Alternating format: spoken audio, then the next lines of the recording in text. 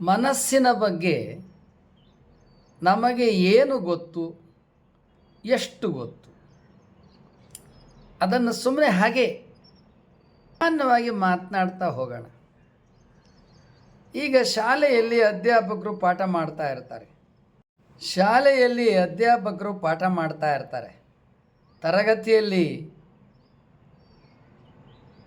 ಒಬ್ಬರು ಇಬ್ಬರು ವಿದ್ಯಾರ್ಥಿಯನ್ನು ಕುರಿತು ಅಧ್ಯಾಪಕರು ಹೇಳ್ತಾರೆ, ಏಯ್ ನಿನ್ನ ಮನಸ್ಸು ಎಲ್ಲಿದೆ?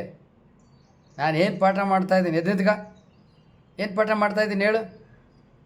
ಹೀಗೆ ಅಧ್ಯಾಪಕರು ಒಬ್ಬರು ಇಬ್ಬರು ವಿದ್ಯಾರ್ಥಿಯ ಕಡೆಗೆ ಕೇಂದ್ರೀಕರಿಸಿ ಪ್ರಶ್ನೆ ಮಾಡ್ತಾರೆ, ಗದರ್ಕೋತಾರೆ. ಆಗ ಅವರು ಎದ್ದು ನಿಂತ್ಕೋತಾರೆ. ಅವರು ಏನು ಮಾತಾಡಲ್ಲ, ಮೌನವಾಗಿರ್ತಾರೆ. ಯಾಕೆ? ಅವ್ರ ಮನಸ್ಸು ಪಾಠದ ಕಡೆಗೆ ಇರುವುದಿಲ್ಲ, ಮನಸ್ಸು ಬೇರೆಲ್ಲೋ ಇರ್ತದೆ. ಅಧ್ಯಾಪಕರು ಪಾಠ ಮಾಡ್ತಾ ಇರ್ತಾರೆ, ವಿದ್ಯಾರ್ಥಿಗಳು ಎಲ್ಲರೂ ಕೇಳ್ತಾ ಇರ್ತಾರೆ, ಒಂದಿಬ್ಬರು ಅನ್ಯಮನಸ್ಕರಾಗಿರ್ತಾರೆ. ಯಾಕೆ? ಎಲ್ಲರೂ ಯಾಕೆ ಗಮನ ಕೊಟ್ಟು ಕೇಳ್ತಾರೆ, ಒಂದಿಬ್ಬರು ಯಾಕೆ ಗಮನ ಕೊಟ್ಟು ಕೇಳುವುದಿಲ್ಲ? ಇದು ಸ್ವಲ್ಪ ತಿಳಿಯೋದೈತೆ, ವಿಚಾರ ಮಾಡೋದೈತೆ. ನಮ್ಮ ಕಣ್ಣು, ಕಿವಿ, ಮೂಗು, ನಾಲಿಗೆ, ಚರ್ಮ ಇವು ಬಹಿರಿಂದ್ರಿಯಗಳು. ಇವು ಅಧ್ಯಾಪಕರು ಪಾಠ ಮಾಡುವಾಗ ನಮ್ಮ ಕಣ್ಣು ಅವರನ್ನೇ ನೋಡ್ತಾ ಇರ್ತದೆ, ನಮ್ಮ ಕಿವಿ ಕೇಳ್ತಾ ಇರ್ತದೆ, ನಮ್ಮ ಬಾಯಿ ಮೌನವಾಗಿರ್ತದೆ, ನಮ್ಮ ಗಮನ ಸಂಪೂರ್ಣವಾಗಿ ಅಧ್ಯಾಪಕರ ಪಾಠದ ಕಡೆಗೆ ಇರುತ್ತದೆ. ಇಬ್ಬರು ವಿದ್ಯಾರ್ಥಿಗಳಿಗೆ ಮಾತ್ರ ಅವರ ಗಮನ ಅಧ್ಯಾಪಕರ ಕಡೆಗೆ ಇರುವುದಿಲ್ಲ, ಪಾಠದ ಕಡೆಗೆ ಇರುವುದಿಲ್ಲ. ಅವರು ಅನ್ಯಮನಸ್ಕರಾಗಿ ಒಬ್ರಿಗೊಬ್ರು ಮಾತಾಡ್ತಿರ್ತಾರೆ ಅಥವಾ ಕತ್ತು ಬೋಸ್ಕೊಂಡು ಕೂತಿರ್ತಾರೆ. ಯಾಕೆ? ಎಲ್ಲರೂ ಪಾಠ ಕೇಳುತ್ತಿರುವಾಗ ಇವರಿಬ್ಬರೇ ಯಾಕೆ ಕೇಳಲ್ಲ? ಅವರಿಗೆ ಬೇರೆ ಏನೋ ನೆನಪುಗಳು ಬಂದಿರ್ಬೋದು, ಅವ್ರ ಮನೆಯಲ್ಲಿ ಏನೋ ಘಟನೆಗಳು ನಡೆದಿರ್ಬೋದು, ಅಥವಾ ಅವನಿಗೆ ಬೇರೆ ಏನೋ ಅಪೇಕ್ಷೆಗಳಿರ್ಬೋದು, ಅಥವಾ ಈ ಪಾಠ ಅವನ ತಲೆಗೆ ಹೋಗ್ತಾ ಇಲ್ಲ. ಹೀಗೆ ಕಾರಣಗಳಿರ್ತಾವೆ. ಈಗ ಈ ಪಾಠ ಅವನಿಗೆ ಯಾಕೆ ತಲೆಗೆ ಹೋಗುವುದಿಲ್ಲ? ಈಗ ಯಾವ ಕ್ಲಾಸಿನ ಪಾಠ ಇದು? ಈಗ 9ನೇ ಕ್ಲಾಸಿನಲ್ಲಿ ಮಾಡ್ತಾ ಇರ್ತಕ್ಕಂಥ ಪಾಠ ಅಂತ ತಿಳ್ಕೊಳ್ಳೋಣ. ಅದೇ 1ನೇ ಕ್ಲಾಸು LKG UKG ಪಾಠ ಯಾವ ರೀತಿ ಇರುತ್ತೆ? LKG UKG 1ನೇ ಕ್ಲಾಸ್ ಪಾಠ ಈ ರೀತಿ ಇರುತ್ತಾ? ಇರಲ್ಲ. ಅಲ್ಲೆಲ್ಲ ಏನಿರುತ್ತೆ? ಬೊಂಬೆಗಳಿರುತ್ತೆ, ಪಾರ್ಟಿಕಲ್ಸ್ ಇರುತ್ತೆ, ವಸ್ತುಗಳಿರ್ತವೆ, ಬಣ್ಣ ಬಣ್ಣದ ಆಟಿಕೆಗಳು ಇರ್ತವೆ. ಆ ಆಟಿಕೆಗಳನ್ನು ಈಗ ಅವರು ಲೆಕ್ಕ ಮಾಡಲಿಕ್ಕೆ ಏನು ಮಾಡ್ತಾರೆ? 1 2 3 4 ಬಣ್ಣ ಬಣ್ಣದ ಮಣಿಗಳ ಒಂದು ಸರಮಾಲೆಯ ಒಂದು ಇರ್ತದೆ. ಅದನ್ನು ತಗೊಂಡು ಆ ಮಣಿಯನ್ನು ಅವು ಲೆಕ್ಕ ಕಲ್ಸಕ್ಕೆ 10 ಮಣಿಗಳಿರ್ತಾವೆ. ಅವು 10 ಸಾಲಿರ್ತಾವೆ. ಒಂದು ಹಸಿರು, ಒಂದು ಬಿಳಿ, ಒಂದು ಕೆಂಪು, ಒಂದು ನೀಲಿ, ಒಂದು ಕಪ್ಪು, ಇನ್ನೊಂದು ಡಾರ್ಕ್ ಬ್ಲೂ, ಇನ್ನೊಂದು ಲೈಟ್ ಬ್ಲೂ, ಇನ್ನೊಂದು light yellow, light green, dark green, ಹೀಗೆ ಬೇರೆ ಬೇರೆ ಬಣ್ಣಗಳಿರ್ತವೆ. ಆ ಬಣ್ಣಗಳನ್ನು ಒಂದೊಂದು ಮಣಿಯನ್ನು ಆ ಕಡೆ ತಳ್ತಾರೆ ಅಧ್ಯಾಪಕರು, ಇದು 1 ಅಂತಾರೆ. ಆಗ ಆ 1ನೇ class LKG UKG pre KG ಇರೋ ಮಕ್ಕಳುಗಳೆಲ್ಲ ಅಲ್ಲೇ ಗಮನ ಕೊಟ್ಟು ನೋಡ್ತಾ ಇರ್ತಾರೆ. ಯಾಕೆ? ಎಲ್ಲ ಮಕ್ಕಳುಗಳು ಕೂಡ ಆ ಪಾಠದ ಕಡೆಗೆ ಗಮನ ಕೊಡ್ತವೆ. ಅವು ಚಿಕ್ಕ ವಯಸ್ಸಿನ ಮಕ್ಕಳು, ನಿಜವಾಗಿಯೂ ಅವುಗಳ ಮನಸ್ಸು ಬೇರೆ ಕಡೆಗೆ ಇರಬೇಕಿತ್ತು.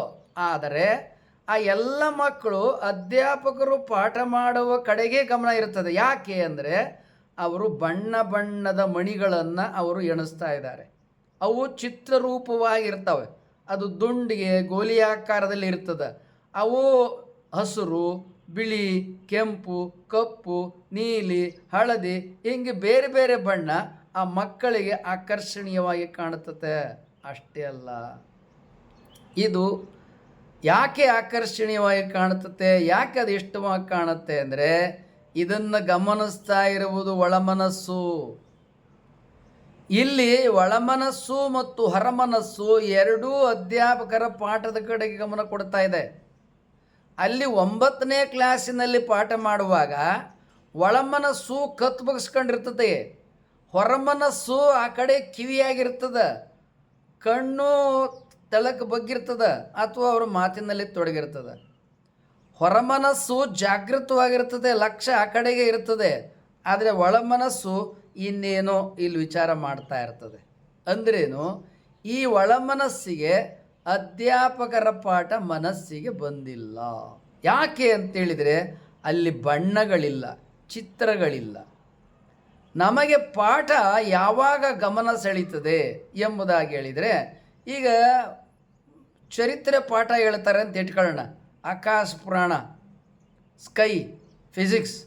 ಆಗ ಅವ್ರು ಏನು ಮಾಡ್ತಾರೆ, ಒಂದು ಗೋಲ ತಂದು ಇಟ್ಕೋತಾರೆ ಪೃಥ್ವಿದು, ಇನ್ನೊಂದು ಚಂದ್ರನ ತಂದು ಇಟ್ಕೋತಾರೆ, ಇನ್ನೊಂದು ಸೂರ್ಯನ ತಂದು ಇಟ್ಕೋತಾರೆ. ಅವ್ರು ಏನೋ ತೋರ್ಸೋಕೆ ಶುರು ಮಾಡ್ತಾರೆ, ಒಂದು ಬೈನಾಕುಲರ್ ಇರುತ್ತೆ, ಹಿಂಗೇನೇನೋ ಇರ್ತದೆ. ಆಗ ಎಲ್ಲರ ಗಮನ ಆ ಕಡೆಗೆ ಇರ್ತದೆ. ಯಾಕೆ? ಅವು ಚಿತ್ರವತ್ತಾಗಿದ್ದಾವೆ, ಅವು ಆಕಾರದಲ್ಲಿದ್ದಾವೆ, ಬಣ್ಣದಲ್ಲಿದ್ದಾವೆ, ಮತ್ತು ಅವು ಪಾಠ ಥಿಯರಿ ಅಕ್ಷರ ರೂಪದಲ್ಲಿ ಇಲ್ಲ. ಅಲ್ಲಿ ಪಾಠ ಏನಿದೆ ಚಿತ್ರರೂಪದಲ್ಲಿ ಇದೆ. ಚಿತ್ರರೂಪದಲ್ಲಿ ಪಾಠಗಳು ಇದ್ದಾಗ ಒಳಮನಸ್ಸು ಹೊರಮನಸ್ಸು ಎರಡೂ ಅಲ್ಲಿ ಕೇಂದ್ರೀಕರಣ ಆಗ್ತವೆ. ಅಕ್ಷರ ರೂಪದಲ್ಲಿ ಕೇವಲ ವರ್ಬಲ್, ಮಾತಿನ ರೂಪದಲ್ಲಿ, ಶಬ್ದ ರೂಪದಲ್ಲಿ ಪಾಠಗಳಿದ್ದಾಗ ಅದು ಈ ಒಳಮನಸ್ಸಿಗೆ ಅದು ತಗೋಬೋದು, ತಗೊಳ್ಳದೆ ಇರ್ಬೋದು. ಆದರೆ ಹೊರಮನಸ್ಸು ತಗೊಳ್ತದೆ. ಯಾರಲ್ಲಿ ಜಾಗೃತ ಇರ್ತದೆ ಅವರು ಪಾಠವನ್ನು ತಗೊಳ್ತಾರೆ. ಅವರು ಶಬ್ದದಲ್ಲಿ ಮಾಡಲಿ, ಅಕ್ಷರದಲ್ಲಿ ಮಾಡಲಿ, ಬಣ್ಣದಲ್ಲಿ ಮಾಡಲಿ. ಯಾಕೆ?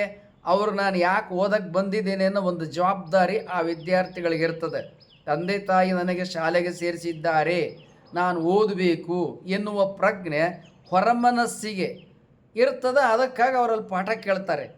ಇಲ್ಲಿ ಈ ಇಬ್ಬರು ವಿದ್ಯಾರ್ಥಿಗಳಿಗೆ ತಂದೆ ತಾಯಿಗಳೇ ಪಾಠಕ್ಕೆ ಕಳಿಸಿದ್ರು, ಓದಬೇಕು ಅನ್ನತಕ್ಕಂಥದ್ದು ಮನಸ್ಸಿನಲ್ಲಿದ್ದರು, ಮನಸ್ಸು ಪಾಠದ ಕಡೆಗೆ ಇಲ್ಲ, ಅವರು ಯಾವುದೋ ಮಾತಿನ ಕಡೆಗೆ ಇದ್ದಾರೆ.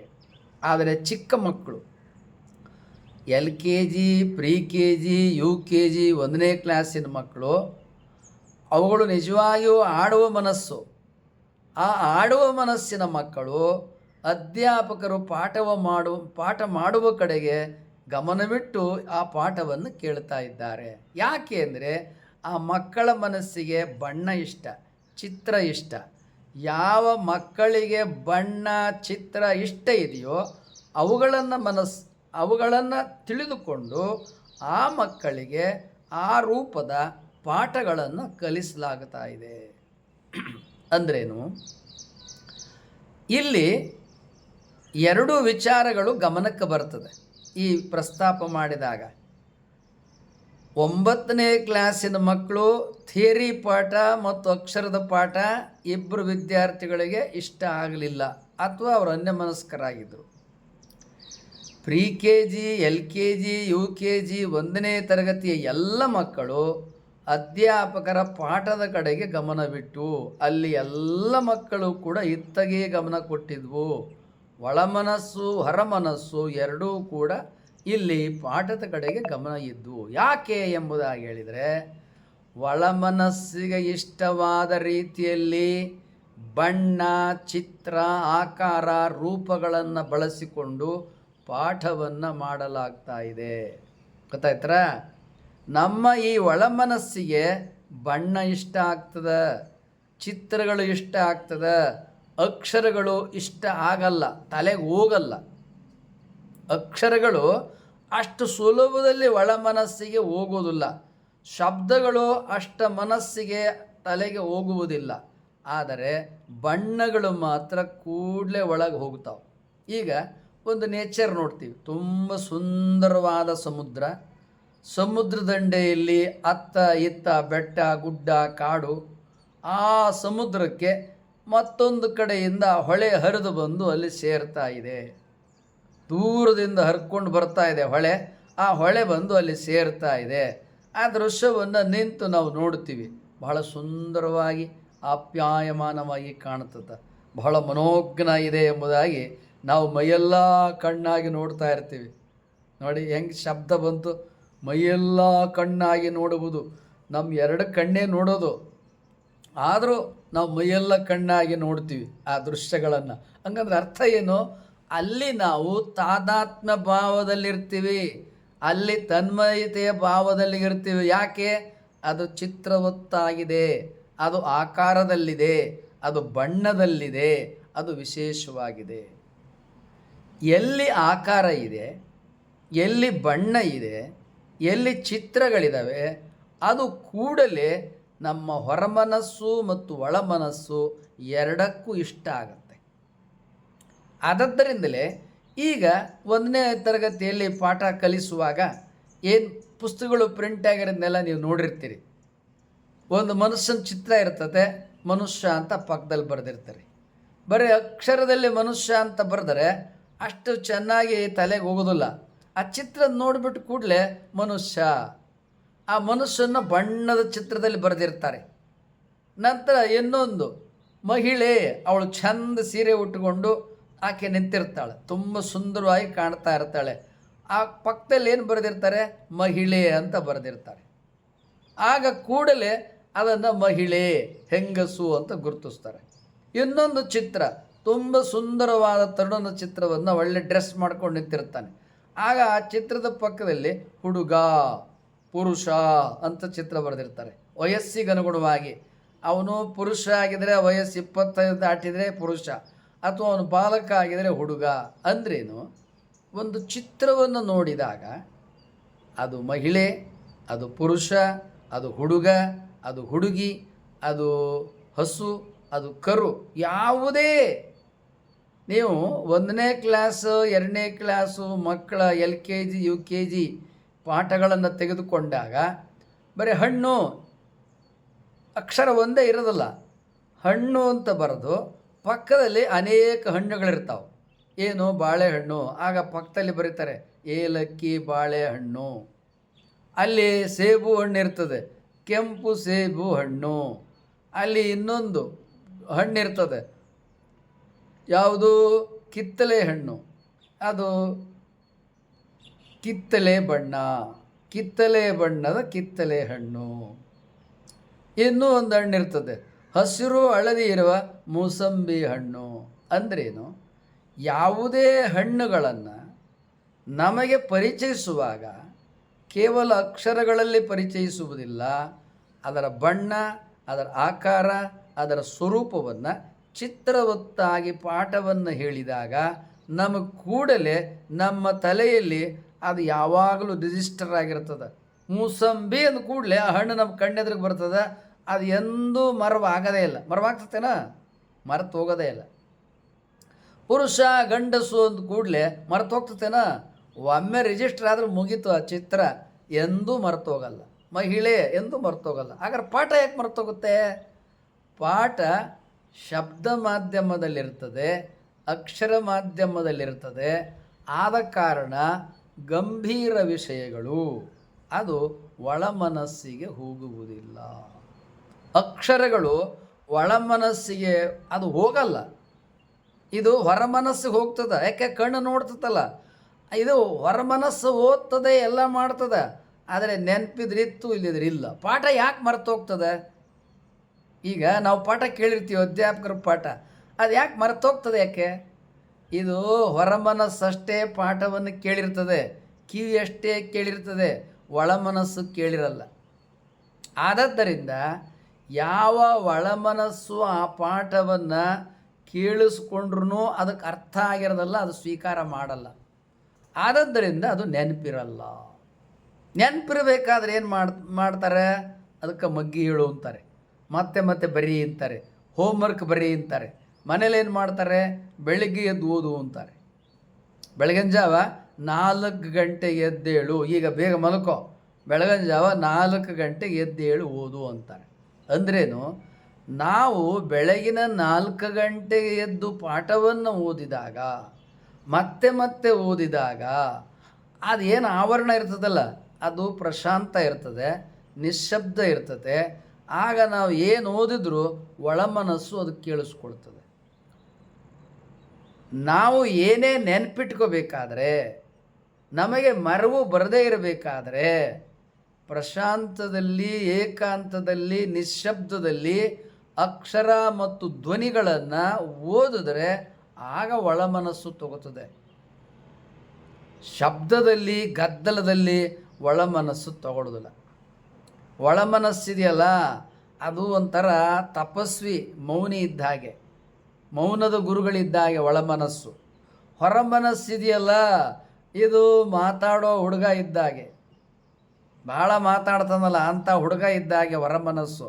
ಒಳಮನಸ್ಸಿದೆಯಲ್ಲ, ಮೌನ ಇರತಕ್ಕಂಥ ಒಬ್ಬ ತಪಸ್ವಿಯ ಹಾಗೆ. ಅಂದ್ರೇನು? ಒಳಮನಸ್ಸು ಏಕಾಂತ, ನಿಶ್ಶಬ್ದ, ಪ್ರಶಾಂತ ಆವರಣದಲ್ಲಿ ಅದಕ್ಕೆ ಏನಾದರೂ ಹೇಳಿದರೆ ಅದು ತಗೋತದೆ. ಗದ್ದಲದಲ್ಲಿ ಅದು ತಗೊಳ್ಳಲ್ಲ. ಯಾಕೆ ಅಂದರೆ ಅದು ತಗೊಳ್ಳೋದು ಗೊತ್ತಿಲ್ಲ, ಅದಕ್ಕೆ ಗೊತ್ತಿಲ್ಲ, ಗೊತ್ತಾಗಲ್ಲ. ಇದಕ್ಕೆ ಗೊತ್ತಾಗಲ್ಲ, ಹೊರ ಮನಸ್ಸು ಗೊತ್ತಾಗತ್ತೆ, ಒಳ ಮನಸ್ಸು ಗೊತ್ತಾಗಲ್ಲ. ಆದದ್ದರಿಂದ ಅನೇಕರನ್ನ ಶಾಲೆಯಲ್ಲಿ ದಡ್ಡ ಅಂತಿರ್ತಾರೆ. ಅವನು ದಡ್ಡ ಅಲ್ಲ, ಅವನು ಬುದ್ಧಿವಂತನೇ. ಆದರೆ ಅವನ ಒಳಮನಸ್ಸು ಅಧ್ಯಾಪಕರು ಮಾಡುವ ಪಾಠಕ್ಕೆ ಜಾಗೃತವಾಗಿರುವುದಿಲ್ಲ. ಯಾವಾಗ ಒಳಮನಸ್ಸು ಜಾಗೃತವಾಗಿರುವುದಿಲ್ಲ, ಆಗ ಆ ಪಾಠ ಇವನ ತಲೆಗೆ ಹೋಗಿರುವುದಿಲ್ಲ. ಕೆಲವರಿಗೆ ಅದು ಜಾಗೃತವಾಗಿರುತ್ತೆ, ಕೆಲವರಿಗೆ ಅದು ಜಾಗೃತವಾಗಿರುವುದಿಲ್ಲ. ಇಷ್ಟೆಲ್ಲ ವಿವರಣೆ ಕೊಟ್ಟ ಮೇಲೆ ಈಗ ನಾವೇನನ್ನು ತಿಳ್ಕೊಂಡಂಗಾಯಿತು? ಒಳಮನಸ್ಸು ಅನ್ನೋ ವಿಚಾರ ತಿಳ್ಕೊಂಡ್ವು, ಹೊರಮನಸ್ಸು ಅನ್ನೋ ವಿಚಾರ ತಿಳ್ಕೊಂಡ್ವು. ಹೊರಮನಸ್ಸು ಎಲ್ಲ ಪಾಠವನ್ನು ಓದ್ತದೆ, ಕೇಳ್ತದೆ, ಆದರೆ ಮರೆತು ಬಿಡ್ತದೆ, ನೆನ್ಪಿಟ್ಕೊಳ್ಳೋಕ್ಕಾಗಲ್ಲ. ಒಳಮನಸ್ಸಿದೆಯಲ್ಲ, ಅದು ಏನಾದರೂ ಕೇಳಿಸ್ಕೊಂಡ್ರೆ, ಏನಾದರೂ ಚಿತ್ರವನ್ನು, ಬಣ್ಣವನ್ನು, ಮೂಸುಂಬೆ, ಕಿತ್ತಲೆ, ಸೇಬು, ದ್ರಾಕ್ಷಿ, ಏಲಕ್ಕಿ ಬಾಳೆ, ಮನುಷ್ಯ, ಮಹಿಳೆ, ಈಗ ಏನನ್ನೇ ಅದು ಗಮನಿಸಿದರೂ ಕೂಡ ಅದು ನೆನಪಿಟ್ಕೋತದೆ, ಅದು ಎಂದೂ ಮರೆತು ಹೋಗಲ್ಲ. ಅಂದ್ರೇನು? ನಮಗೆ ಪಾಠ ನೆನಪಿರಬೇಕು ಅಂತ ಅಂದರೆ ಏನಾಗಬೇಕು? IAS ಪಾಠ ಇರ್ಬೋದು, KS ಪಾಠ ಇರ್ಬೋದು, SSLC ಪಾಠ ಇರ್ಬೋದು, PUC ಪಾಠ ಇರ್ಬೋದು, ಡಿಗ್ರಿ ಪಾಠಗಳಿರ್ಬೋದು, ಯಾವುದೇ ಪಾಠಗಳಿರ್ಬೋದು. ಆ ಪಾಠ ನೆನಪಿರಬೇಕು ಅಂದರೆ ಒಳಮನಸ್ಸು ಗಮನ ಕೊಟ್ಟರೆ ಮಾತ್ರ ನೆನಪಿರ್ತದೆ. ಒಳಮನಸ್ಸು ಗಮನ ಕೊಡದೆ ಹೋದರೆ ನೆನಪಿರಲ್ಲ. ಪರೀಕ್ಷೆಗೆ ಹೋದಾಗ ಯಾಕೆ ಮರ್ತೋಗ್ತದೆ ಅಂತೇಳಿದರೆ ಅದು ಒಳಮನಸ್ಸಿಗೆ ಹೋಗಿರೋದಿಲ್ಲ. ಯಾವ ಪಾಠ ಒಳಮನಸ್ಸಿಗೆ ಹೋಗಿರ್ತದೆ ಅದು ನೆನಪಿರ್ತದೆ. ಯಾವ ಪಾಠ ಒಳಮನಸ್ಸಿಗೆ ಹೋಗಿರುವುದಿಲ್ಲ, ಬರೀ ಹೊರಮನಸ್ಸಿರ್ತದೆ, ಈ ಹೊರಮನಸ್ಸು ಎಲ್ಲ ನೆನಪಿಟ್ಕೊಳ್ಳಲ್ಲ. ಯಾಕೆ? ಅಯ್ಯೋ ಇದು ದೊಡ್ಡ ಸಂತೆ, ಜಗತ್ತಿನಲ್ಲಿ ಏನೆಲ್ಲ ನಡೀತದಲ್ವಾ ಅದನ್ನೆಲ್ಲ ನಿರ್ವಹಣೆ ಮಾಡಬೇಕು ಈ ಮನಸ್ಸು. ಈಗ ನಾವು ನಡ್ಕೊಂಡು ಹೋಗ್ತಾ ಇರ್ತೀವಿ, ಸೈಕಲಲ್ಲಿ ಹೋಗ್ತಿರ್ತೀವಿ, ಸ್ಕೂಟ್ರಲ್ಲಿ ಹೋಗ್ತಿರ್ತೀವಿ, ಕಾರಲ್ಲಿ ಹೋಗ್ತಿರ್ತೀವಿ. ಹೀಗೆ ಹೋದಾಗ ಮೈಯೆಲ್ಲ ಕಿವಿಯಾಗಿರ್ಬೇಕು ನಾವೇ ಡ್ರೈವ್ ಮಾಡ್ತಿದ್ದಾಗ, ಮತ್ತು ಮೈಯೆಲ್ಲ ಕಣ್ಣಾಗಿರಬೇಕು, ಮತ್ತು ನಮ್ಮ ಬಾಯಿ ಮೌನವಾಗಿರಬೇಕು, ನಮ್ಮ ಗಮನ ಸಂಪೂರ್ಣವಾಗಿ ದಾರಿ ಕಡೆಗಿರಬೇಕು. ಮುಂದೆ ದಾರಿ ಕ್ಲಿಯರ್ ಇದೆಯಾ, ನಾನು ಡ್ರೈವ್ ಮಾಡ್ಕೊಂಡು ಹೋಗಿ ಅನುಕೂಲಕರವಾಗಿದೆಯಾ, ಅದರ ಕಡೆ ಗಮನ ಇರಬೇಕು. ಹಿಂದೆ ವಾಹನಗಳು, ಅಕ್ಕಪಕ್ಕ ವಾಹನಗಳು ಎಲ್ಲವನ್ನು ಗಮನಿಸಬೇಕು. ಅಂದ್ರೇನು? ಸಂಪೂರ್ಣ ಅಲರ್ಟ್ ಆಗಿರಬೇಕು. ಅಂದ್ರೆ ಸುಖವಾಗಿ ನಾವು ಎಲ್ಲಿ ಹೋಗ್ಬೇಕಂತಿರ್ತೀವಿ ಅಲ್ಲಿ ಕಾರ್ ಡ್ರೈವ್ ಮಾಡ್ಕೊಂಡು ಹೋಗ್ತೀವಿ. ಹೀಗೆ ಈ ಹೊರಮನಸ್ಸು ಇಷ್ಟೆಲ್ಲ ಕೆಲಸವನ್ನು ಮಾಡಬೇಕಾದ್ರೆ ಅದಕ್ಕೆ ಕೆಲಸಗಳು ಬಹಳ ಇರ್ತದೆ.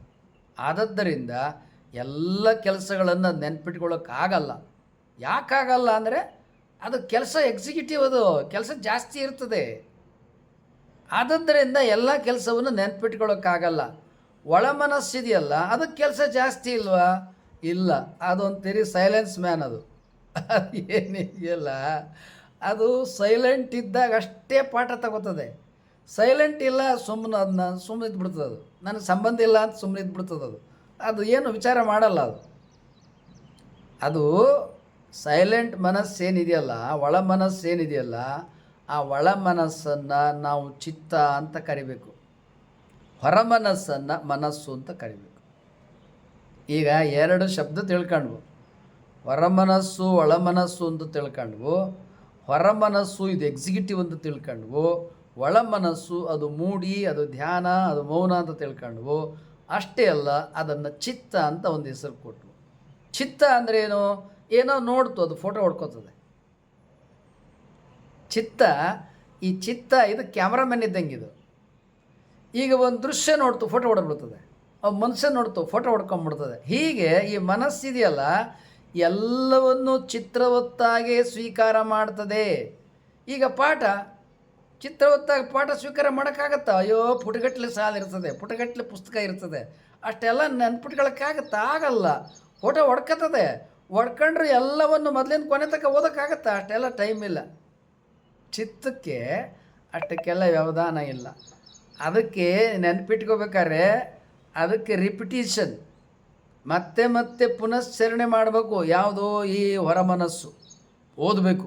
ಯಾವಾಗ ಏಕಾಂತದಲ್ಲಿ, ಯಾವಾಗ ಬೆಳಗಿನ ಜಾವ ಎದ್ದು, ಆಗ ಗಟ್ಟಿಯಾಗಿ ಓದಬೇಕು. ಒಳ ಮನಸ್ಸು ಹೋಗೋಂಗೆ ಕಿವಿ ಕೇಳಬೇಕು, ಕಿವಿಯಿಂದ ಒಳಗೆ ಹೋಗ್ಬೇಕು. ಆಗ ಒಳ ಮನಸ್ಸಿಗೆ ಹೋಗ್ತದೆ. ನೀ ಓದಿದ್ದು ಒಳ ಮನಸ್ಸಿಗೆ ಗಟ್ಟಿಯಾಗಿ ಹೇಳ್ದಾಗ ಹೋಗ್ತದೆ, ಇಲ್ಲಿ ಹೋಗಲ್ಲ. ಅಂದ್ರೇನು? ಅದು ಒಳ ಮನಸ್ಸಿನ ಲಕ್ಷಣ, ಇದು ಹೊರ ಮನಸ್ಸಿನ ಲಕ್ಷಣ. ಅದು ಚಿತ್ತ, ಇದು ಮನಸ್ಸು. ಚಿತ್ತ ಏನು ಮಾಡ್ತದೆ?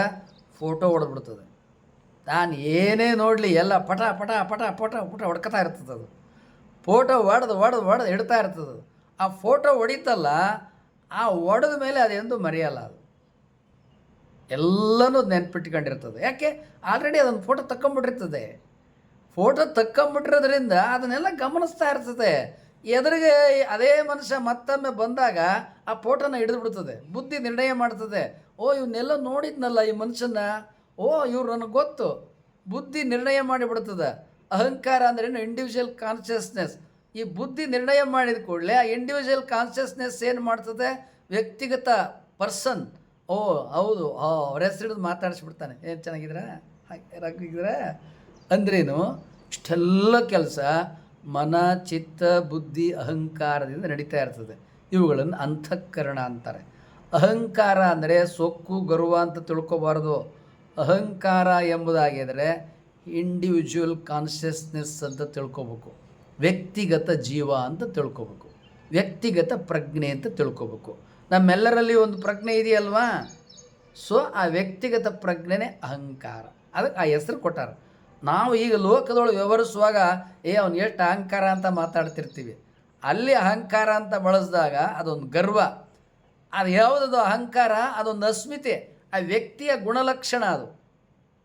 ಅದು ಅಹಂಕಾರ ಅಲ್ಲಿ ಯಾಕೆ ವ್ಯಕ್ತಿಯ ಬಗ್ಗೆ ತೋರಿಸ್ತಾರೆ ಅಂದರೆ, ಆ ಪರ್ಸನ್ ಅದಲ್ಲಿ ಹೈಲೈಟ್ ಆಗುತ್ತೆ. ಅವನ ಅಸ್ಮಿತೆ, ಅವನು ನಾನು ತನ ಅನ್ನೋದು ಅವನು ಗರ್ವದಲ್ಲಿ ವ್ಯಕ್ತ ಆಗುತ್ತೆ. ಇನ್ನು ಕೆಲವರು ವಿನಯದಲ್ಲಿ ವ್ಯಕ್ತ ಆಗುತ್ತೆ. ಇನ್ನು ಕೆಲವರು ಮೃದು ಮಾತುಗಳಲ್ಲಿ ವಿನಯ ವ್ಯಕ್ತವಾಗುತ್ತೆ. ಮತ್ತೊಬ್ಬರು ಕೈ ಮುಗಿಯುವುದರಲ್ಲಿ ವ್ಯಕ್ತವಾಗುತ್ತೆ. ಮತ್ತೊಬ್ಬರು ಹಸನ್ಮುಖ ನಗುವಿನಲ್ಲಿ ವ್ಯಕ್ತವಾಗುತ್ತೆ. ಇದೆಲ್ಲ ಏನಿದೆಯಲ್ಲ, ಅದು ಅವರ ಅಸ್ಮಿತೆ, ಅದು ಅವರ ವ್ಯಕ್ತಿತ್ವ, ಅವರ ಗುಣಲಕ್ಷಣ. ಅದನ್ನು ಅಹಂಕಾರ. ಅವ್ರು ನಕ್ಕರೂ ಅಹಂಕಾರ, ಸೊಕ್ಕು ಮಾಡಿದರೂ ಅಹಂಕಾರ. ಅದಕ್ಕೇನದ? ಅಹಂಕಾರ ಅಂದ್ರೇನು? ಅಸ್ಮಿತೆ, ವ್ಯಕ್ತಿಗತ ಪ್ರಜ್ಞೆ ಅಂತ ತಿಳ್ಕೊಬೇಕು. ಈಗ ನಾವು ಇಲ್ಲಿ ಅಂತಃಕರಣಗಳನ್ನು ಈಗ ಪರಿಚಯ ಮಾಡಿಕೊಂಡು, ಯಾವುದು ಅಂತಃಕರಣ? ಒಂದು ಮನಸ್ಸು, ಇದು ಹೊರ ಮನಸ್ಸು. ಇನ್ನೊಂದು ಒಳ ಮನಸ್ಸು. ಒಳ ಮನಸ್ಸು ಯಾವುದು? ಚಿತ್ತ. ನಂತರ ಬುದ್ಧಿ ಏನದಲ್ಲ ನಿರ್ಣಯ ಮಾಡುತ್ತೆ. ಈಗ ಫೋಟೋ ತೆಗೆದು ನಮಗೆ ಕೂಡಲೇ ಕೊಡ್ತದೆ ಚಿತ್ತ. ಎಲ್ಲೋ ನೋಡಿದ್ದೀನಿ ಅಂತ ಮನಸ್ಸಿಗೆ ನೆನಪು ಬಂದ ಕೂಡಲೇ ಚಿತ್ತ ಏನು ಮಾಡ್ತದೆ? ಅದಕ್ಕೆ ಚಿತ್ತಕ್ಕೆ ನೆನಪು ಬರ್ತದೆ, ಅದು ಫೋಟೋ ಕೊಡ್ತದೆ. ಆ ಫೋಟೋ ಕೊಟ್ಟು ಕೂಡಲೇ ಬುದ್ಧಿ ಏನು ಮಾಡ್ತದೆ? ನಿರ್ಣಯ ಮಾಡ್ದೆ, ಹೌದು ಇವರು. ಸೊ ಅದು ಹೆಸರು ಕರೆದು ಮಾತಾಡಿಸ್ಬಿಡ್ತದೆ, ಮತ್ತು ಪ್ರೀತಿಯಿಂದ ನಗನಗ್ತಾ ಗೌರವದಿಂದ ಮಾತಾಡಿಸುತ್ತೆ. ಸೊ ನಮ್ಮ ಅಂತಃಕರಣಗಳು ಎಂಬುದಾಗಿ ಹೇಳಿದರೆ ಮನಸ್ಸು, ಚಿತ್ತ, ಬುದ್ಧಿ, ಅಹಂಕಾರ. ಈಗ ನಾವು 4 ಶಬ್ದಗಳನ್ನು ತಿಳ್ಕೊಂಡ್ವು. ಈ 4 ಏನು? ಅಂತರಿಂದ್ರಿಯಗಳು. ನಾವು ಎಲ್ಲಿಂದ ಎಲ್ಲಿಗೆ ಬಂದು ನಿಂತವು? ಮನಸ್ಸು ಅಂದ್ರೇನು ತಿಳ್ಕೋಬೇಕು ಅಂತ ಆರಂಭ ಮಾಡಿದ್ವು. ಮನಸ್ಸು ಅಂದ್ರೇನು ಅಂತ ತಿಳ್ಕೋಬೇಕು ಅಂತ ಆರಂಭ ಮಾಡಿ ಒಂದು ಪಾಠಕ್ಕೆ ಹೋದ್ವು. 9ನೇ ತರಗತಿ ಪಾಠ, ಪ್ರಿ-KG, LKG, UKG 1ನೇ ಕ್ಲಾಸ್ ಪಾಠಕ್ಕೆ ಹೋದ್ವು. ಅಷ್ಟೆಲ್ಲ ಆದಮೇಲೆ ನಾವು ಕೊನೆಗೆ ಎಲ್ಲಿಗೆ ಬಂದು ನಿಂತು ಮನಸ್ಸು, ಚಿತ್ತ, ಬುದ್ಧಿ, ಅಹಂಕಾರ ಅಂತ ತಿಳ್ಕೊಂಡ್ವು. ಮತ್ತು ಮನಸ್ಸು, ಚಿತ್ತ, ಬುದ್ಧಿ, ಅಹಂಕಾರ ಇವುಗಳ ಗುಣಲಕ್ಷಣಗಳು, ವೈಲಕ್ಷಣ್ಯಗಳೇನು ಅಂತ ತಿಳ್ಕೊಂಡ್ವು.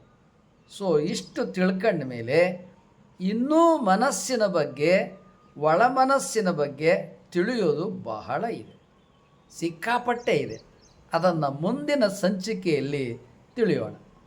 ಇದುವರೆಗೆ ಯಾರು ವಿಡಿಯೋ ನೋಡ್ತಾ ಇರೋರು ಸಬ್ಸ್ಕ್ರೈಬ್ ಮಾಡಿಲ್ಲ, ಕೂಡಲೇ ಸಬ್ಸ್ಕ್ರೈಬ್ ಬಟನ್ ಒತ್ತಿ, ಲೈಕ್ ಮಾಡಿ, ಶೇರ್ ಮಾಡಿ. ನಿಮ್ಮಲ್ಲಿ 30-40 ವಾಟ್ಸಪ್ಪು ಹೆಸರುಗಳಿರ್ತಾವೆ, ಅವ್ರಿಗೆಲ್ಲ ಶೇರ್ ಮಾಡಿ. ಆಮೇಲೆ ಬೆಲ್ ಬಟನನ್ನು ಒತ್ತಿ, ನಮ್ಮ ಎಲ್ಲ ವಿಡಿಯೋಗಳು ನಿಮಗೆ ಸಿಗುತ್ತವೆ.